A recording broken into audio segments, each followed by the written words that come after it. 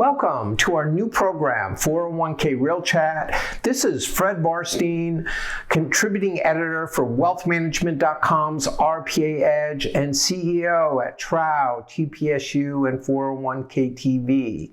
I invite the most interesting, innovative, and impactful retirement and wealth management professionals that I know, asking them to provide open, honest, and candid answers to three important and at times difficult questions. So let's get real. So this week I've invited President and CEO at the Retirement Clearinghouse, Spencer Williams. Welcome, Spencer. Thanks, Fred. It's great to be here. So recently you announced the formation of the Portability Service Network in collaboration with Fidelity, Vanguard, and Alight. Can you explain the purpose and how it all came about? Sure. I think the first thing that helps understand the purpose of Portability Services Network, and if I slip into the acronym PSN, that's Portability Services Network. We're a world full of acronyms, aren't we, Fred? It's best to first understand auto portability, all right?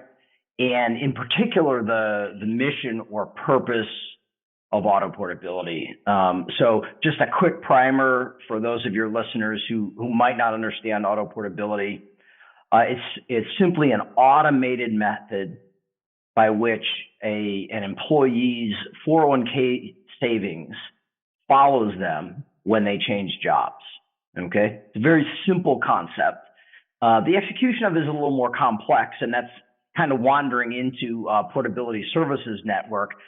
But what we discovered over the many years that we've been working to embed auto portability into frankly, the fabric of the 401k system is a couple of really important things. One is the demographic that it serves, okay? Auto portability by design is for accounts with less than $5,000. What we find when we look deep into the data around who is it that's changing jobs and has less than $5,000, we find very significant presence of minorities, particularly Black workers, okay? We find, of course, low-income workers. We find women, all right? So there's a distinct purpose that has both a social purpose, if you will, or a policy purpose, as well as a business purpose in auto portability. So what we're seeking to do is, as a person changes jobs, as I said, their 401k follows them from job to job. So you have less than $5,000. So what's going on in there? Well, the first thing that's going on is that we have huge leakage, okay, in this particular segment of the market. That leakage is exacerbated by many, many plans that automatically cash out people with less than $1,000, right? Send them a check. But it's almost just as bad all the way up to $5,000. What we find is immediately upon job change, or maybe not immediately, but within 6 months of a job change, roughly 55% or 55 out of every 100 people who change jobs with less than $5,000 cash their savings out, okay? This is not cash out moving to an IRA. This is not, I pay a penalty and then I pay taxes on that money, okay? So this is money that's permanently gone from the retirement system. If you look a little further on past the first year and you go out as far as 7 years, we've done the work on this, and we work very closely with the Employee Benefit Research Institute for years. This is very well researched information and corroborated at this juncture by our business partners, Fidelity, Alight, and Vanguard. But if you look out a few years further, you find out as many as 7 or 8 out of every 10 of these accounts cash out.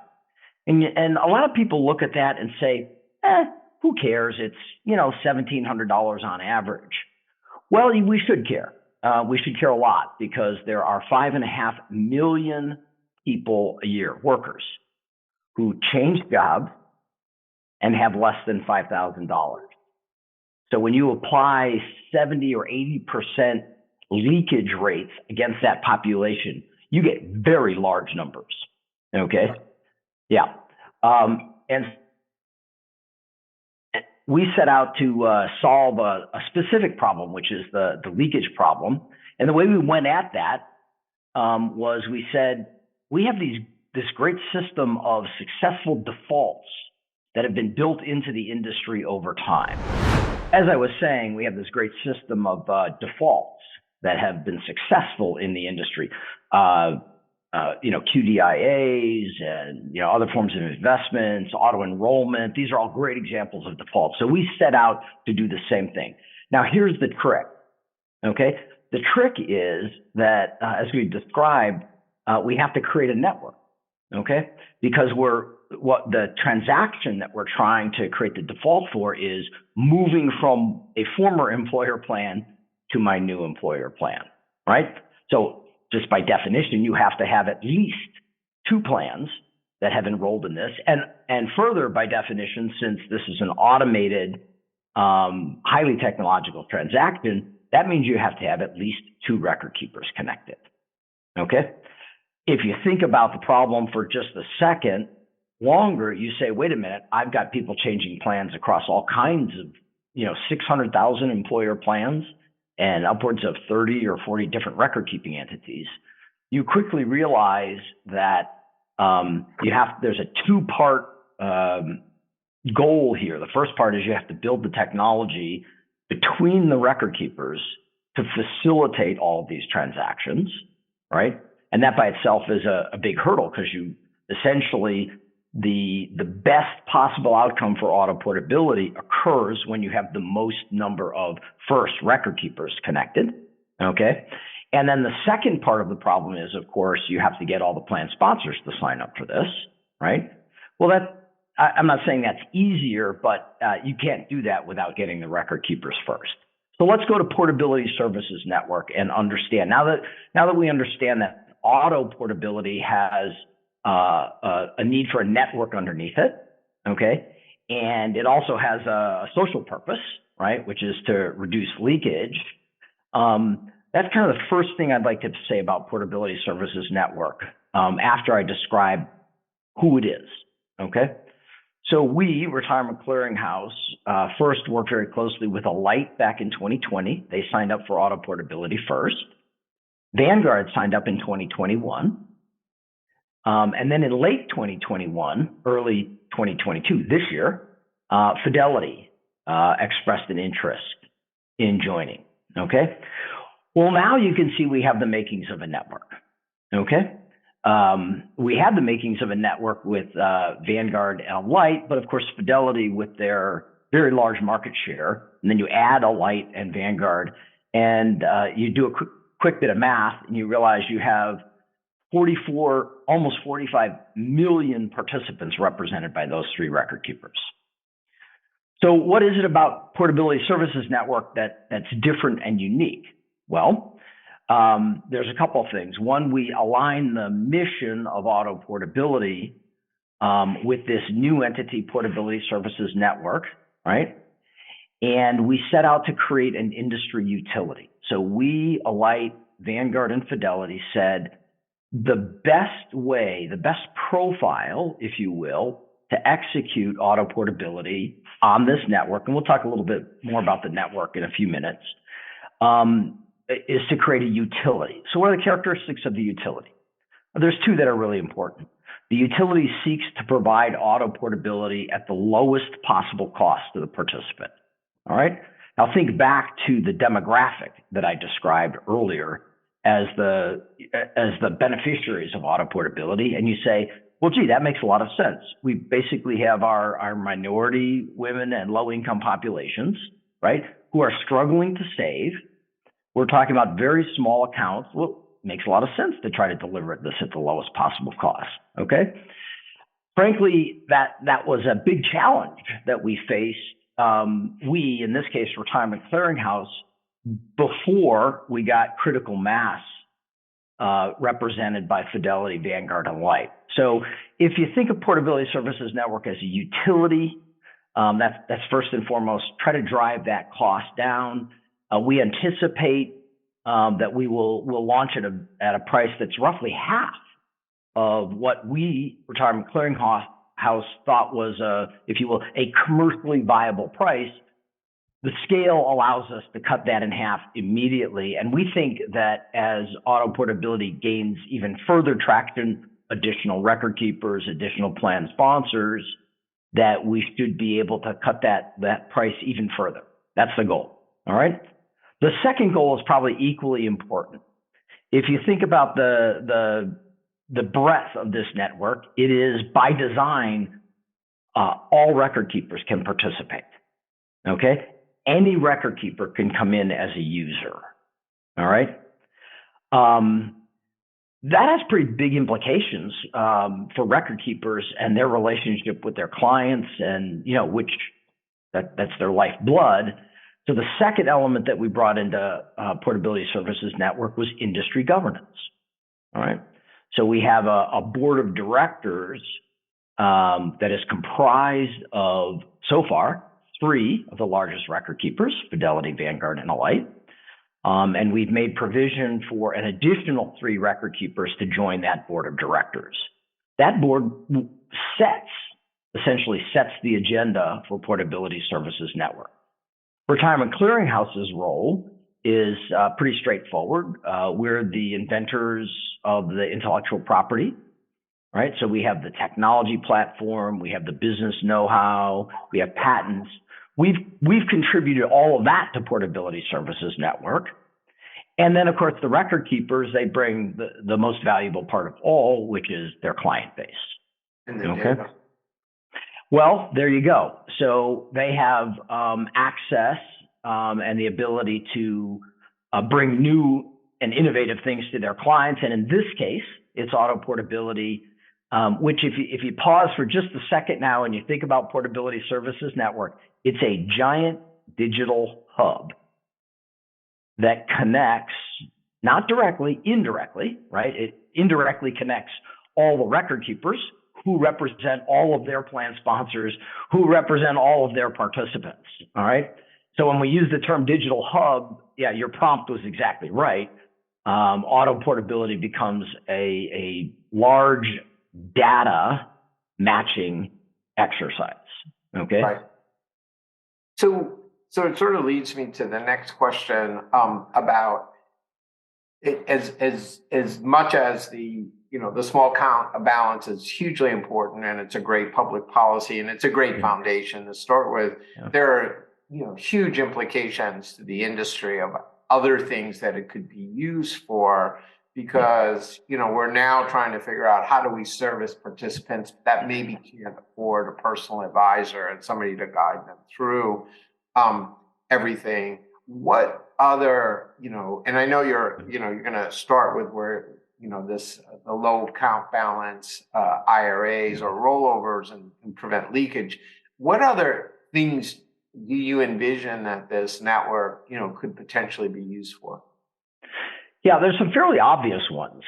Okay, but I will pause and sort of remind all your listeners that we have to get the first part right. Okay, otherwise nothing else is possible. And the first part is sort of institutionalizing auto portability, because when we have that, as you might imagine, there are data standards. There's standard APIs that sit underneath this thing, so that all of the record keepers that are connecting into Portability Services Network, frankly, follow standards. Okay, right. Without standards, this doesn't work cost efficiently at all. Okay, so let's use our imagination for a second. I have 2 or 3 favorite examples. One of the biggest problems we have in the industry right now, and everybody's feeling the pain, is the so-called missing participant problem. Okay, I say so-called because really we've been working on this for a long time. It's really bad addresses. Okay, there is you can make the case that the participant really should be updating their address when they change jobs or when they change locations and all that kind of stuff. Yeah, but it just doesn't happen. All right. But by creating a process whereby you systematically kind of close an old account and move it and consolidate it into a current employer plan, you are in fact reducing the bad address problem. Okay?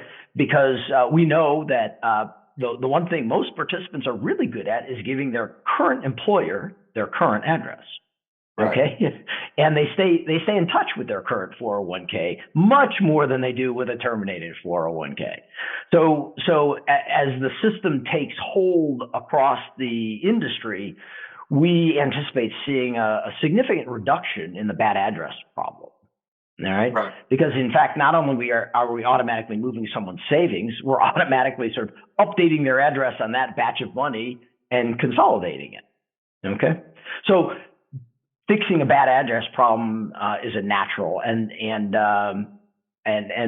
that one sort of extends into a related one. There's been talk around the policy circles for years about a lost and found.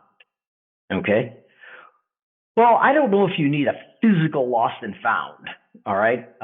Money is not a physical thing. Okay. It's a digital thing. And one of the thought exercises I would encourage your readers to do is think about the network when you have, let's just say 30 record keepers, and I'll just make it up, 500,000 employer plans. You actually have a very robust virtual database. Okay, of all the current workers in the United States that have a 401k plan. Okay, that's what, 80 million accounts, maybe 85 now, Fred? Actually, it's 110 million accounts, maybe not 110 million. Right, you're right. It's 100 plus million accounts. It's about 85 million unique individuals. All right, and you think about that as a virtual database. Okay, don't try to create a monster centralized database.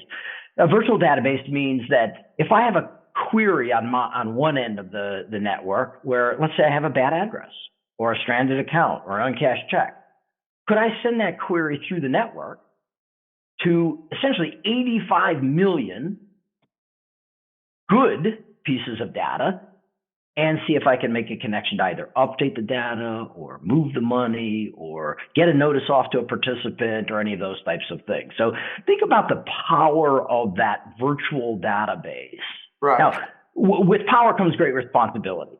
Okay. And so we talk about data protocols. We also talk about security protocols. Sure. Yeah. Okay. Very, very heavy overlay. This is probably one of the tougher things that Fidelity, Alight, Vanguard, and Retirement Clearinghouse worked on, which is, how are we going to make sure that Portability Services Network itself maintains the highest integrity of cybersecurity, highest standards, but also all the nodes on the network.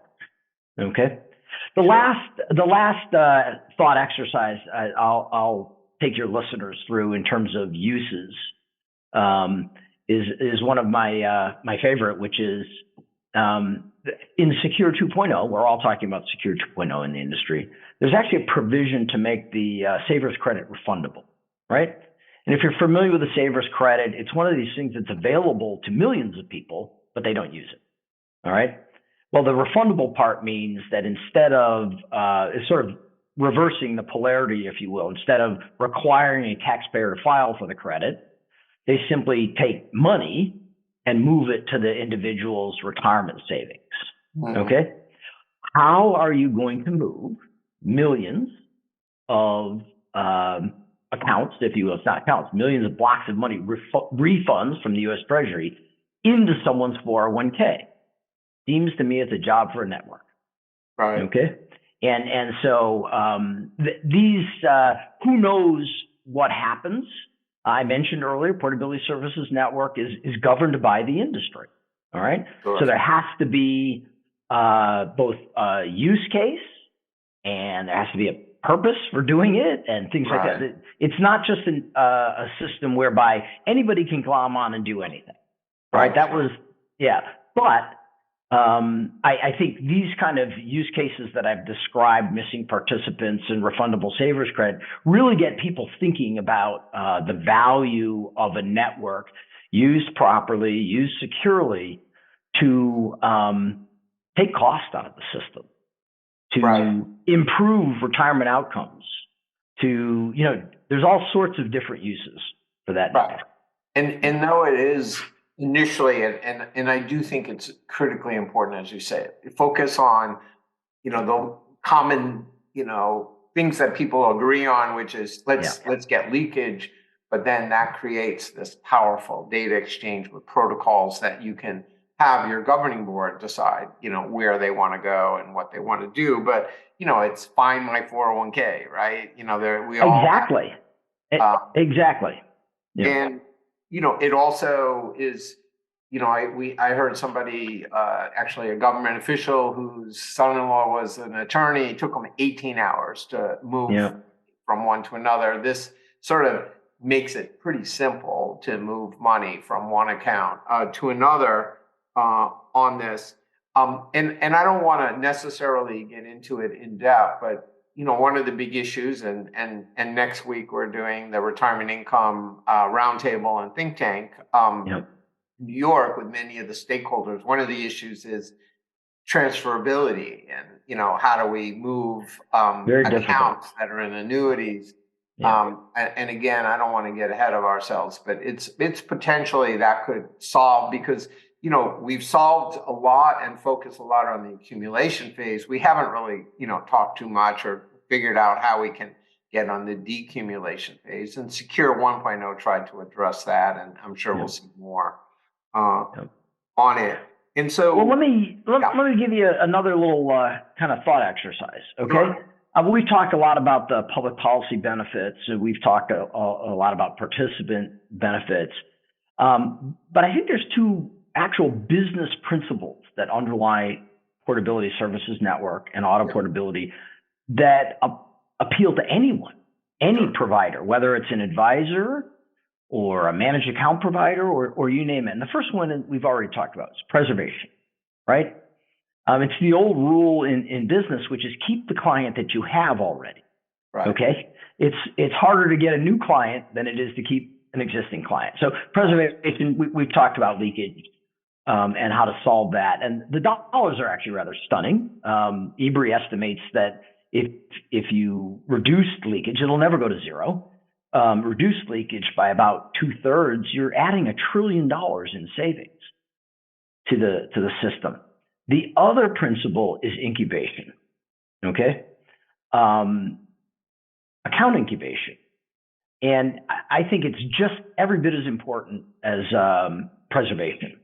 Sure. Here's the basic theory: I have $2,000 today. I keep it. I save some more. I have $4,000 tomorrow. I save it. I keep it. I have $6,000 a day after. Well, pretty soon you get up into a very interesting zone. And Northern Trust did some research a few years ago that showed how dramatically participant behavior changed with respect to their retirement savings when an account got to about $10,000. Right. Okay. All of a sudden, this is a material amount of money, and savings has become a habit. Okay. So if you think about account incubation, it applies across the entire strata of the 401k world, right? Incubate the accounts. And frankly, we're creating better customers for the future by incubating these accounts and enabling their growth, assisting their growth. And then, of course, you take that $10,000 account, you give it 30 years of compound earnings, and we all know the wonder and magic of that. Okay. And it can make a material difference to outcomes for people and all the workers all the people that serve those workers. Yeah. So final question you did answer, which was any record keeper can join, although there are 6 on the governing board, and those 6 you had told me earlier, they own 49% and 51% is owned by Retirement Clearinghouse. Are there other types of members, like broker dealers, aggregators, asset managers, that you could see being part of the network? Certainly not the governing board. They may not have the data. Have you thought about them as being members of this network?